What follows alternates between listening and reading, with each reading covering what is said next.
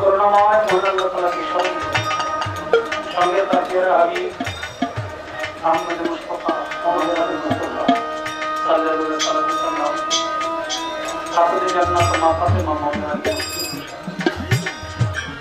ইমাম হাসান ইমাম হুসাইন আপনি ভাই পাঁচজন জাতকের প্রতিনিধি পদবী সভাপতি বক্তৃতা করেন আমাদের সেই মোকাবেলায় রাসূলুল্লাহ পরিবার পাক অবশ্যই ভালো রাসূল রাসূলুল্লাহ মাশাআল্লাহ হাফিজ আল-সাদিক আল-সৃষ্টি বিধান বাবাদাতুল্লাহ রজব মুবারকের সভাপতি বক্তৃতা করেন বিশ্বজাহানের সমস্ত আল্লাহর মাসের সাধুগুরু বৈষ্ণব সকলের রোজায় ভক্তি চুম্বন লিখতে আমার মাতা পিতার রজব মুবারকের ভক্তি চুম্বন লিখে আমার গানের গুরু গানের ওস্তাদ সৈয়দ আব্দুর রশিদ সরকার শ্রী জামি গুরু রশিদ শাহী রহমাতুল্লাহ বাবাদাতুল্লাহ রজব মুবারকের সভাপতি ভক্তি চুম্বন লিখে আজকের এই পবিত্র দরবারে গোলাপ নিয়ে এসেছি বাবাজানদের দরবারে আমার সভাপতি ভক্তি চুম্বন রাখি রহানি খায়ের কামনা করি হযরত সৈয়দ তার সাতাই শাহওয়া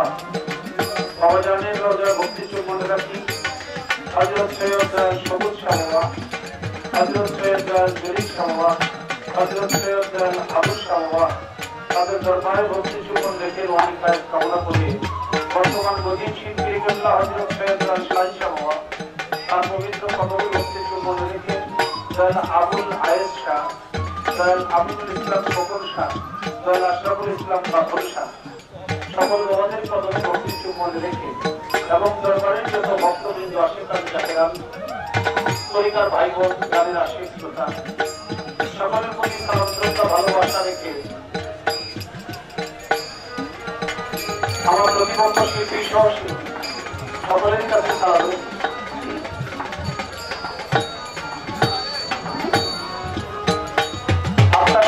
কুষ্টিয়ার লালন সাহিত্যিক মহাশী নেত্রকোনার কবি জালালউদ্দিন খান সাধক রচনালী দেওয়ান সাদিক মালিক দেওয়ান সাধক খালিদ দেওয়ান এমনি করে সাধক খালিদ সৃষ্টি এমনি করে যারা আমাদের জন্য লিখেছে গবেষণা করেছে আমাদেরকে দিক নির্দেশনা দিয়েছিল আমি সকল বাবাদের রোজায় ভক্তি চুম্বন রাখি বাংলার জাতীয় কবি কাজী নজরুল ইসলাম রহমতুল্লাহ সে দরবারে ভক্তি চুম্বনে ইতিহাসের রাখাল রাজা বঙ্গবন্ধু শেখ মুজিবুর রহমান সে দরবারে আমার হাজার শ্রদ্ধা জ্ঞাপন করে আমি আমার কর্তব্য কাজ আরম্ভ করতে যাচ্ছি। আসসালামু আলাইকুম ওয়া রাহমাতুল্লাহি ওয়া বারাকাতুহু।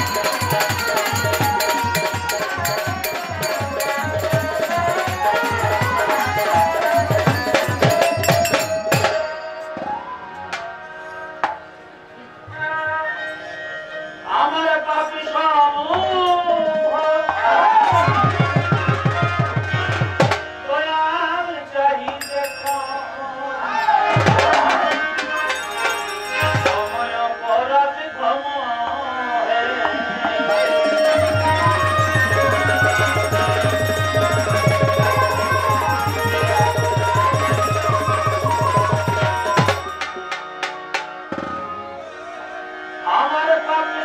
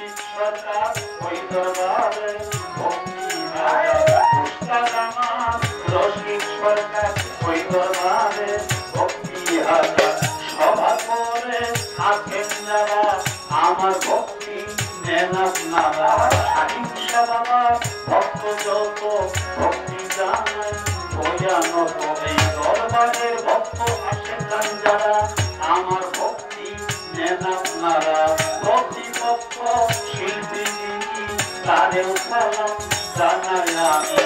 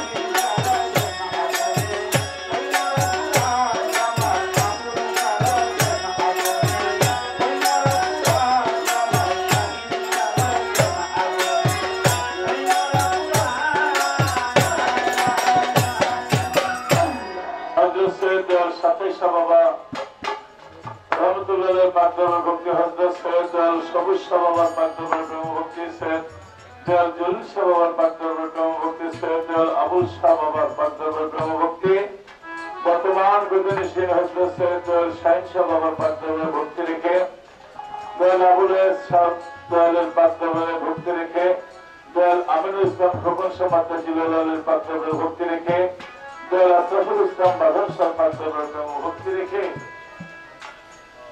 দয়ালের যত ভক্ত আশেখান জাকেরান সকলের প্রতি সালাম। খুব ভালো লাগতেছে তারা এই দয়ালের দরবারের মধ্যে পলির খেলা বিধায় বাড়ি ঘরগুলো সাইডে সাইডে করে মাঝখানে জায়গা রেখেছে যাতে ভক্ত আশেখানরা এসে দয়ালের গুণ কীর্তন করতে পারে। দয়াল নিজেই বসে গান শুনে আমরা ধন্য হয়ে গেছি। মা বোন যারা আছে সবার প্রতি সালাম শ্রদ্ধা রেখে আমার ওস্তাদ ফজলুল আবুল কাছে মাতা পিতার পাকচলে ভক্তি রেখে অনুষ্ঠান শুরু করছি। আসসালামু আলাইকুম। لبيك اللهم لبيك لبيك اللهم لبيك لبيك لا شريك لك لبيك إن الحمد والنعمة لك والملك لك لا شريك لك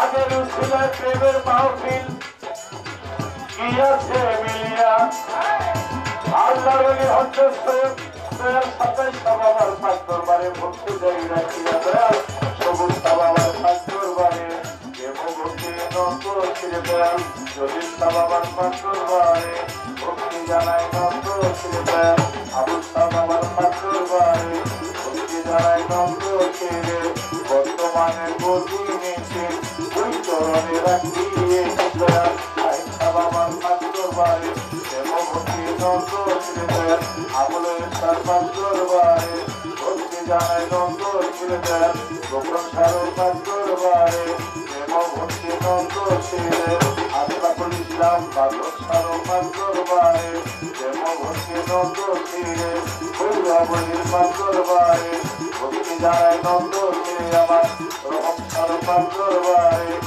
ভক্তি নন্দ ছিঁড়ে নেতা বাবার পাঁচ দরবারে কাহালি বাবার পাঁচ দরবারে ভক্তি জানাই নন্দ ছিঁড়ে বিশ্বের যত আউলিয়া দরবারে যায় ভক্তি দিয়া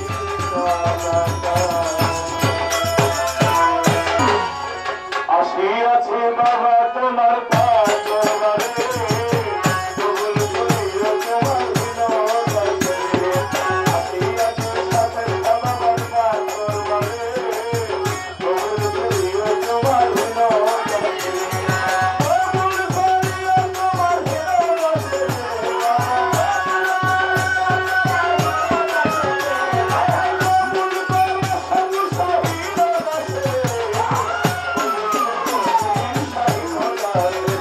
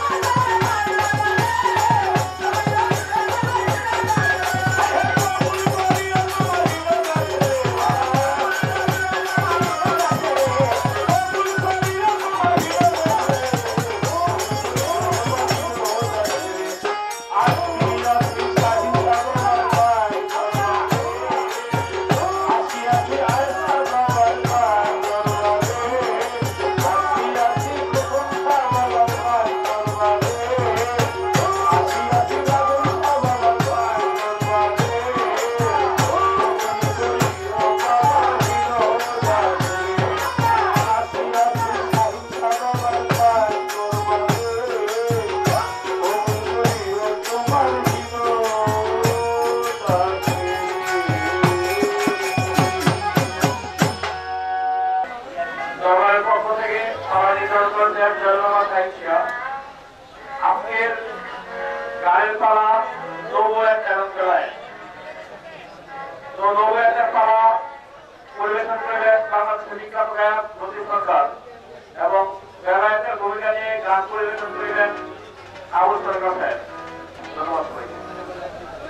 আপনাদের এত চমৎকার নীরবতা, মহান ওলি আল্লাহর দরবারে আপনারা সকলে এসেছেন। সকলের শরীরে ওলি আল্লাহদের বাতাস, রহমতের বাতাস বইছে। সেজন্যই আপনারা এত নীরব পরিবেশ দিয়ে আমাদেরকে ধন্য করেছেন। সাধক খালেন চিশতি তার গানের মধ্যে বলেছে, আদবেতে ইশক মিলে মহব্বতের বাজারে বেয়াদবি কেউ করো না, ওলি আল্লাহ পীর ফকিরের তাই ওলি আল্লাহ দরবারে আমাদের আদব রক্ষা করতে হবে। আমি যদি আদব রক্ষা করতে নাও পারি, অন্তত খেয়াল রাখতে হবে আমার দ্বারা যেন কোনো বেয়াদবি কেউ আসে ওলি আল্লাহ দরবার হতে কিছু পেতে, আর কেউ তার আচরণের কারণে আসে কিছু খোয়াইছে। আমরা যেন এখান থেকে ওলি আল্লাহ দরবার থেকে কিছু পেতে পারি, আমরা যেন কিছু খোয়া না। সেই অনুরোধ আপনাদের কাছে রেখে আজকে বড় চমৎকার একটি পালা নবুয়ত এবং বেলায়েত বাংলাদেশের সুনামধন্য গায়ক, দেশে এবং দেশের বাহিরে যারা অনেক সুনামজাতি জনাব লতিফ সরকার, তাকে গাইতে হবে নবুয়তের ভূমিকা। আমি অথবা আবুল, আমাকে গাইতে হবে বেলায়েতের ভূমিকা। বেলায়েত সম্পর্কে কিবা বুঝি, কিবা করতে পারি, কিবা গাইতে পারি জানি না। আপনাদের চরণ ধুলি চাই, দয়া চাই, দোয়া চাই। আপনাদের তো আশীর্বাদ পেলে তবেই যদি হয়, কারণ ওলি আল্লাহর দরবারে এসে ওলি আল্লাহর গুণ কীর্তন করা, এটা ওলির রহমত ছাড়া কোনোদিনই সম্ভব।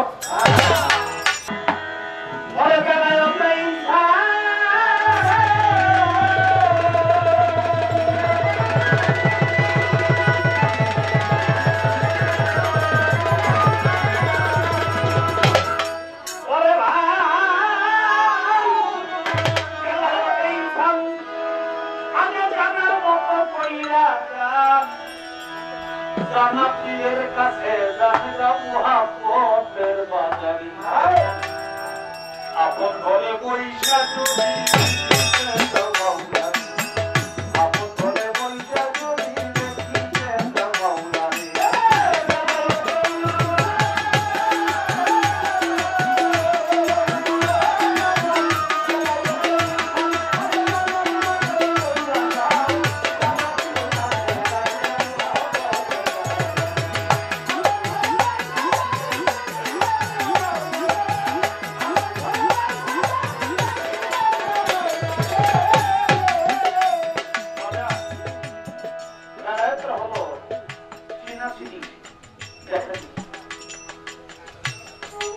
দেখাকে দেখা, অজানাকে চেনা, অজানাকে জানা, এর নাম হলো বেলায়েত। কারণ বেলায়েত হলো আত্মতত্ত্ব, আত্মতত্ত্ব এই রহস্য উদ্ঘাটন করে আমিত্বকে অর্থাৎ নিজেকে চেনা, এর নাম হলো বেলায়েত।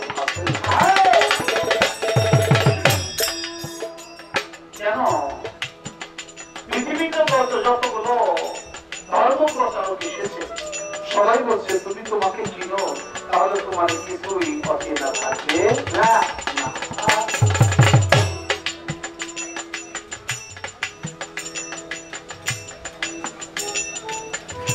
পৃথিবীর বুকে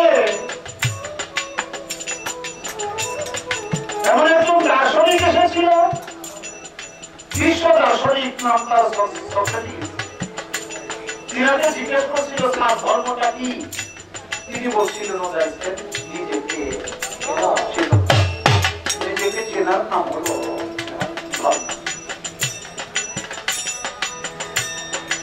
সনাতন ধর্মের মহাপ্রভু প্রভু শ্রীকৃষ্ণ, তিনি যখন এসে তার ধর্মবাণী প্রচার করেছিল, ভক্ত অর্জুন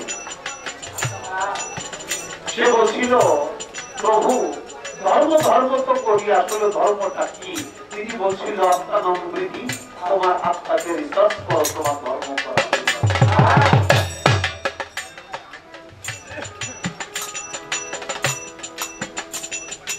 নবী করিম সাল্লাল্লাহু আলাইহি ওয়াসাল্লাম পৃথিবীতে এসে যখন ধর্মবাণী প্রচার করে, মাওলা আলী জিজ্ঞেস করেছিল ধর্মটা কি?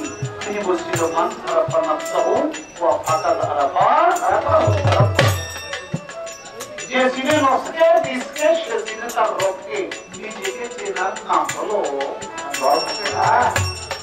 আমি আমাকে চিনি না, তাই যিনি চিনে তার গোলামি করে আমার সেই রবকে চিনতে হবে। বাবা সাজাই চান, বাবা শাহিদ শাহ, সে নিজেকে চিনে, নিজেকে পরিশুদ্ধ করতে পেরেছে, আমি পারি নাই।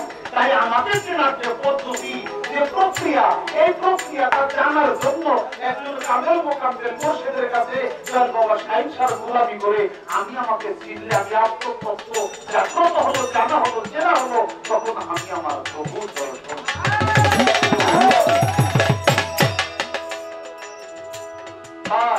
এই আত্মতত্ত্ব উদ্ঘাটন করা, মুক্ত রহস্য উদ্ঘাটন করা, আমিত্বতার সাথে বিলীন করা, এটার নাম হলো আত্মতত্ত্ব, যার অপর নাম হলো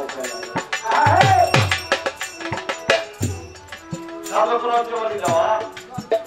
তার একটা গানের মধ্যে বলেছে, অসিনাকে চিনতে চাইলে চলো যাই একজন সিনারকের সঙ্গে, আল্লাহর আশেপাশে বসো বলি আল্লাহ জানি। কেন যাবে যদি মাসকের উপর করে আল্লাহ সেখানে বসো বলি আল্লাহ। তিনি তার ছন্দ বলেছে, পাঠশালান পাঠাইলেন সাই কোরআন খুলে দেবো। ভাই কি বলেন সাই আপনার জবাবে? আল্লাহ কয় আমার নবীকে যে ভালোবাসে সে আমাকেই ভালোবাসে, কারণ ছায়া ছায়া দুই বস্তু এক। আল্লাহ বলল আমার নবীকে ভালোবাসে, আমি আল্লাহকে ভালোবাসা হয়ে যায়। নবী কি কয়? নবীজির হাদিসে কয় কথা সত্য মিথ্যা নয়, হয় না পরিচয় একজন ওসিলা বিহনে। নবী কয় আমার নায়েব রাসূলকে যে মানিবে নিশ্চয় সে আমাকে পাবে, আমি তার সুপারিশদার হব। আসলে তাহলে আল্লাহ নবীকে ভালোবাসলে আমাকে ভালোবাসা হয়ে যায়। নবী কয় আমার নায়েব রাসূল ওলি আল্লাহ প্রিয়বাসে, তাদেরকে ভালোবাসলে আমি রাসূলকে ভালোবাসা হয়ে যায়। তাই তার ছন্দের মধ্যে বলছে কামেল পীরের কাছে হইলে তালকি রাসূলকে চিনিবি সেই দিন, যার যার পীরের রূপেই আসিবে সময়। পীরের রূপ নয়নে রাইতো এই ঋণ কমলে তার ছবি আইতো, কইল জ্ঞান ভক্ত বসিয়া। আল্লাহর ওলি আসে কাজ আমার দয়াল মুর্শিদ কাবির চান, তাই বড় জ্ঞান সজল নয়নে, তার হৃদয়ে রাখিলে চিন, ওই ভক্ত মিলিবে নিদানের দিন। এই কথা কইল কিন কয় সাধক খরচ। আমার বাজান তার গানের মধ্যে বললো বেলায় দিন খান জানার মতো পেয়ে যান, জানা পীরের কাছে জানগা মহাত্মদের বাজারে, আপন ঘরে পয়সা যদি কিনতে যাও।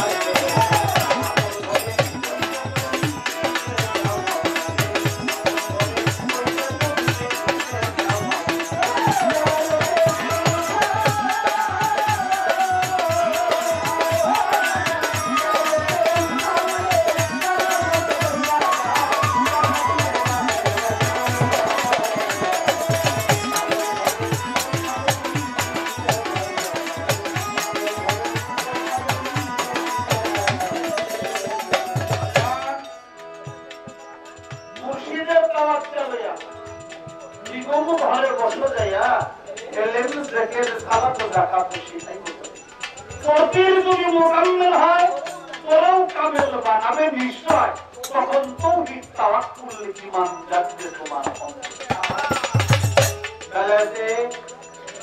ওমরা হাসিল করিল যারা মজবুত থাকিয়া নিজের ঈমান তারপরে তার কলব হয়ে গেছে চৈতন্য, মানুষ নয় সে সামান্য, জনম ধন্য করছে এইরকম যে ওলি আল্লাহ।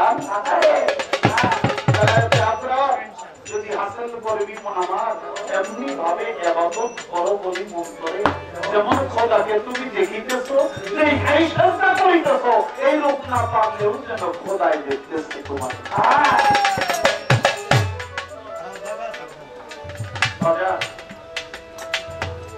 পারা পর্বে একটু কথা আসে, অনেক কথা যে বলে ভুল কিন্তু তাই হয়, যে বলে তো তার কিন্তু ভুল হয়।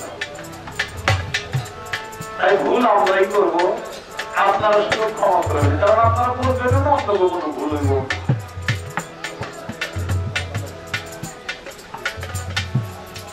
যেমন খোদাকে দেখে গেছো এইটাই শ্রদ্ধা করে গেছো, এই রূপ না পারলেও যেমন খোদায় দেখতেছে। আমি আল্লাহরে দেখি আর না দেখি আল্লাহ আমারে দেখে, এর মধ্যে কোনো সন্দেহ আছে বাবা? এর মধ্যে কোনোই সন্দেহ নেই। তারপরে কারণে এই কথাটা দেওয়ার যেহেতু কি কারণ আশেখ রাসূল হযরত ওয়াজ করেনি, আপনারা সবাই নামটা জানেন। আমার নবী করিম সাল্লাল্লাহু আলাইহি ওয়াসাল্লাম দুনিয়া ছেড়ে চলে যাবে অসুস্থ। সাহাবাদের ডাক দিয়ে বলছিল, সাহাবারা তোমাদের উপরে একটা দায়িত্ব অর্পণ করে গেলাম, আমি যখন দুনিয়া ত্যাগ করব তখন আমার গায়ের জুব্বাটা আমার আশিকের রাসূল ওয়াজ করণীর কাছে নিয়ে পৌঁছাই দিও। সাহাবার নাকি ওয়াজ করণী থাকে, বসে আশিকের রাসূল সে আমার পাগল, তাই এত কাছে থাকলাম, এত ভালোবাসলাম, যুদ্ধের নিজেদের জীবন বাঁচিয়ে রাখলাম, আমরা তার গায়ের জুব্বা পাবো না, কোথাকার ওয়াজ করণী যাদের জীবনে দেখি নাই সে পাবে গায়ের জুব্বার কারণ থাকে। আমরা কাছে থাকতে হয়তো আপনার সেই অমূল্য ধন আমরা পেলাম। আমার রাসূল বলছিল, মাঝে মধ্যে রাতের অন্ধকারে যাবি, ইয়েমেনের দিকে তাকাইয়া আমার বুকের জামার বুতামটা খুলে দিয়া বলে চিন্তা করতাম, জানতে না তোমরা শোনো নাই যে হ্যাঁ কেন জানতাম জানো? কথা তো জানি না, ইয়েমেন থেকে আমার ওই ওয়াজ করণী পাগল যখন ইয়া রাসূলুল্লাহ বলে চিন্তা মাত্র ওই পাগলের হাতটা আমার বুকে এসে লাগতো। সেই পাগল ওয়াজ করণী আমার নবী দুনিয়া থেকে চলে গেল, আবু বকর সিদ্দিক প্রথম খলিফা হয়ে আবু বকর সিদ্দিক, হযরত ওমর এবং হযরত আলী দুইজনকে দায়িত্ব দিলে, তোমরা যে রাসূলের সেই হুকুমটা পালন করো, ইয়েমেনে যে খুঁজে বের করো ওয়াজ করণী পাগল থাকি তারে নবীর গায়ের জুব্বাটা দিয়ে সবাই খুঁজতে এসে ইয়েমেনে দেয়া ওয়াজ করণী পাগলকে কেউ চিনে না। এক ব্যক্তি বলে জঙ্গলের ধারে এক পাগল থাকে, মাঝে মধ্যে রাসূলুল্লাহ বলে উঠে চিৎকার করে, লাঠিজনের চিৎকারে আসমান জমিনটা প্রস্তর করে কেটে উঠে। তাহলে সেই পাগলই হবে কোথায়? জঙ্গলে গেছে দেখে ওয়াজ করণী পাগল বলে কাঁদছে, আর মাঝে মধ্যে রাসূলুল্লাহ বলে একটা চিৎকার করে। চিন্তা করলো যে পাগলকে দিয়ে সালাম দিয়ে আমি সালাম দিলেই হয়তো সে সালামের জবাব লইব, পাগল তার হাত ছেড়ে আসবে, আমি তখন তাকে বলতে পারবো যে বলে আসসালামু আলাইকুম। যখন বলে মাথাটা ঘুরাইয়া ওয়াজ করণী পাগল বলে ওয়ালাইকুম আসসালাম, তুমি হযরত ওমর না? হযরত ওমর বলে হ্যাঁ আমি ওমর, আমাকে আপনি, আমি তো কখনো দেখিনি, আপনি কি আমাকে দেখছেন? চোখে কোনো কিছু দেখি নাই, তাহলে চিনলেন কি করে? তখন ওয়াজ করণী পাগল বলল, হে ওমর, আলমে আরওয়ায় আমরা সমস্ত রুহানি মুবারক যখন একাত্র ছিলাম তখন তুমি আমার ডান পাশে দাঁড়ানো ছিলে, আমি সেখান থেকেই তোমাকে চিনিয়েছি। হযরত ওমর বলে আমার বুঝতে বাকি রইল না যে আলমে আরওয়ায় রুহানি জগৎ থেকেই যে আমাকে চিনে। পাগল সেই পাগল নবীর গায়ের জুব্বা পাবে না, জুব্বাটাকে আমি পাবো না। পাগল চোখের পানি ছেড়ে দিয়া বলছে, ওমর তোমরা তো মদিনাতুল মুনাওয়ারা থেকে আসছো, একবার বলতে পারো আমার বন্ধুটা কেমন আছে? আমার বন্ধুর একটা শুভ সংবাদ দিবে। আজ কতদিন হয় আমার বন্ধুকে দেখি না, আমার বন্ধুটা কেমন আছে? হযরত ওয়াসকুর নিজের চোখে পানি দেখে, এর আকুলতা দেখে, ব্যাকুলতা দেখে হযরত ওমর চিন্তা করলো, যদি বলি নবী দুনিয়া ছেড়ে বিদায় দিতে, হয়তো পাগল বলে যাবে, পেটে মারা যাবে, পাগল এই সংবাদটা দেওয়া যাবে। হ্যাঁ, তোমার বন্ধু তো তোমাকে খুব ভালোবাসে পাগল, তোমার বন্ধু তোমার জন্য তো উপহার দিতেছে, দেখো কি উপহার, দেখে গায়ের জুব্বা দিচ্ছে, নবীর গায়ের জুব্বাটা তোমার জন্য দিয়ে দিচ্ছে। পাগলের চাচি কাঁদবে বলে, তাহলে আমার বন্ধু তো দুনিয়াতে নাই, এ ধরা ধামে নাই, কারণ আমার বন্ধু যদি দুনিয়ার হায়াতের জিন্দেগিতে থাকতো, তাহলে বন্ধুর গায়ের জুব্বাটা আমার জন্য পাঠাবে। আমার বুঝতে কোনো বাকি নেই, আমি তো আমার বন্ধুর সম্পদের জন্য পাগল ছিলাম না কোনদিন, আমি শুধু আমার বন্ধুর জন্যই পাগল ছিলাম। আমার বন্ধু হয়তো চলে গেছে, তাই তার গায়ের জুব্বাটা এই দুঃখীর কথা মনে করে নিয়ে গেছে যে রাখো, রেখে হযরত ওমর হযরত ওয়াসকুর পাগল বলে যে আমি আমার মাওলার সাথে যে একটি কথা আছে সেজদা দিয়ে বসে, সেজদা দিয়া বানাবিল্লাহ বাকাবিল্লাহ করে ৭০,০০০ মোহরের পর্দা উন্মোচিত করে ডাইরেক্ট লাইভ হয়ে গেছে আল্লাহর সাথে, কাশফের মাধ্যমে হযরত ওয়াসকুর পাগল কথা বলে। আল্লাহ বলে, পাগলের সময় কেন সেজদা দিলা?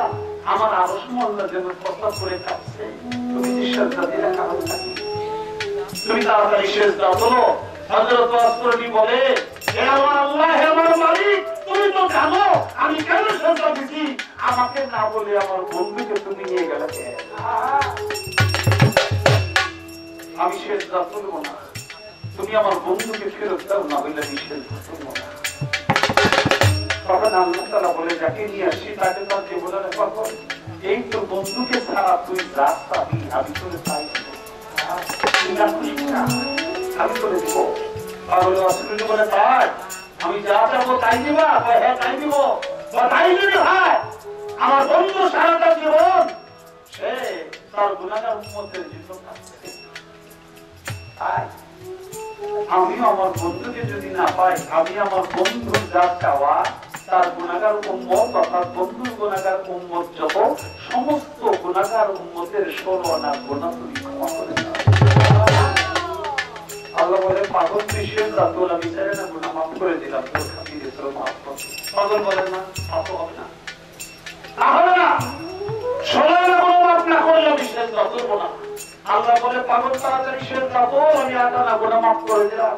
পাগল বলে যে না, তা হবে না, ১৬ আনা গুনাহ মাফ না করো, তাছাড়া সেজদা করবো না। আল্লাহ বলে, পাগল আমি ১২ আনা গুনাহ মাফ করে দিলাম, তাড়াতাড়ি সেজদা কর। পাগল বলে, না আমি সেজদা করবো না, ১৬ আনা মাফ করে দাও। আর পিছন থেকে হযরত ওমর ডাক দিছে, পাগল রে, তোর এত বড় সেজদা, তোর এক সেজদা তো সূর্য অস্তমিতে যায়, আমরা মদিনাতুল মুনাওয়ারায় ফিরবো কখন? তোর সেজদা কি শেষ হবে না? সাথে সাথে আশিকের গুলিটা কেটে গেল। পাগল ওয়াসকুর কাঁদতে কাঁদতে চোখের পানিতে খুব ভাসায় দিচ্ছে, সেজদা করছে। ওইটা বলে, ওমর আর একটু সময় ধৈর্য ধরতে পারবি না? আর একটু সময় যদি ধৈর্য ধরে থাকতি, তাহলে আমি আমার বন্ধুর গুনাহগার উম্মতের ১৬ আনা গুনাহ মাফ না করে আমি উঠতাম না। ১২ আনা মাফ হয়ে গেল, আর ৪ আনা গুনাহ হয়ে গেল, মাফ করতে পারলাম না। হযরত ওমর বলে যে, পাগল আমি তো বুঝতে পারি না, দোস্তানি ক্ষমা চাই যে না, মালিকের পক্ষ থেকে যা হওয়ার তাই হয়ে গেছে, যা হওয়ার তাই হয়ে গেছে। ৪ আনা গুনাহ হয়ে গেল, এই ৪ আনা নাই আমাদের জন্য ১৬ আনা। যে আছে বর্তমানে এই যুগের নামই ১৬ আনা অর্থাৎ পরিপূর্ণ। এখন সেই গুনার বোঝা নিয়ে আমরা কাঁদি।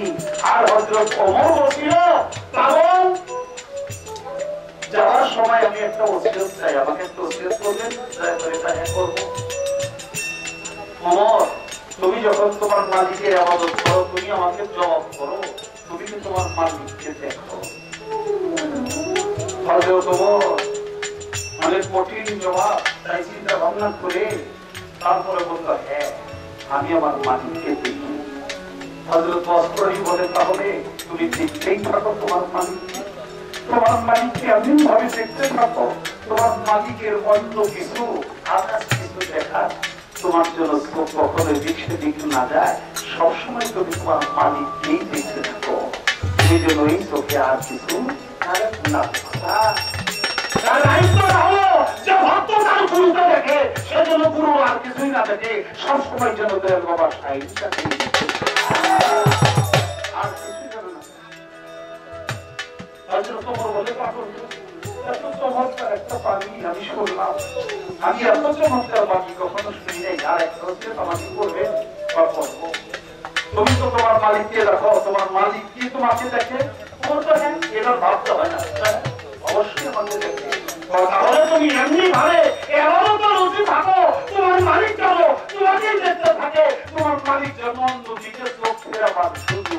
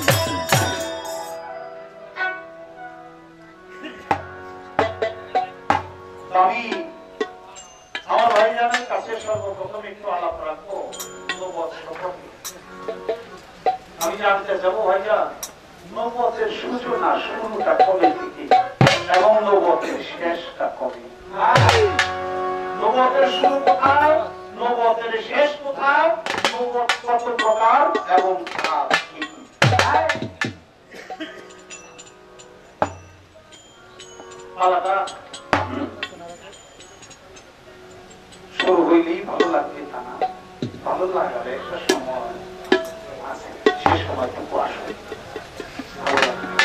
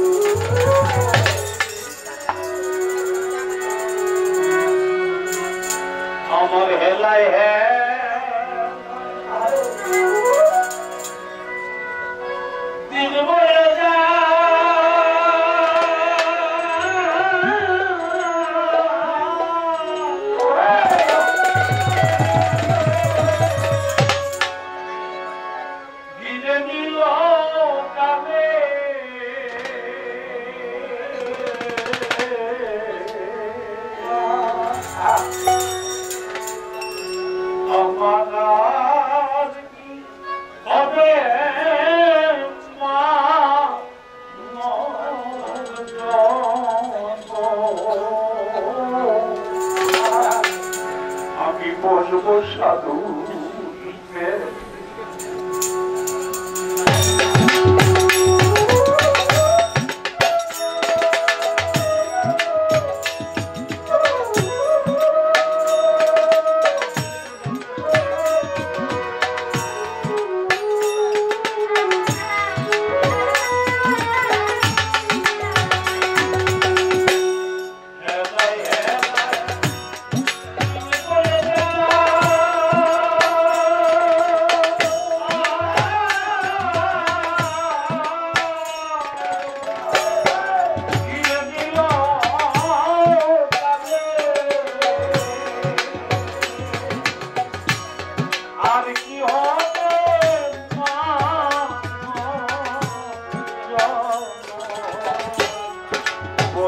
সাধুর গেলে আমার হবে